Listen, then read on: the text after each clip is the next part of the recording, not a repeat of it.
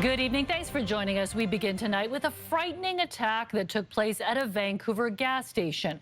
A warning, these images are not easy to watch. You're about to see a man chasing people with weapons. There was panic, and people were scrambling to protect themselves, including a 67-year-old man who was stabbed.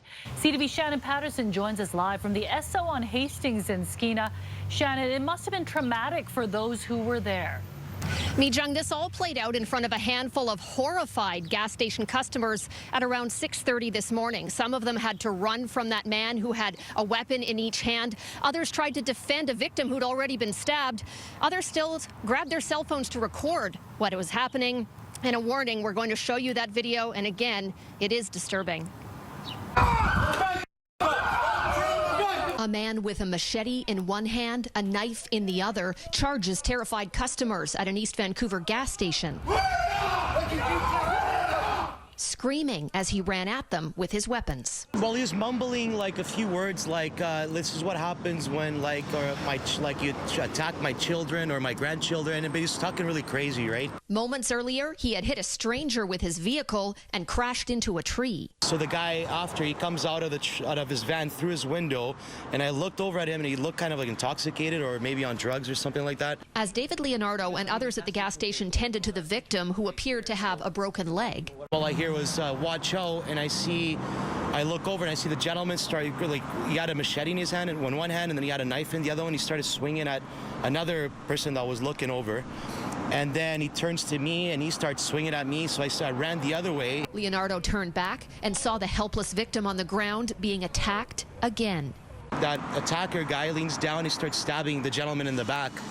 And then that's when I ran back, because I'm like, oh man, he's gonna kill him, right? So I ran back to try to shoo the guy away. I just looked out the window and there was a man brandishing a machete and chasing people around the gas station parking lot.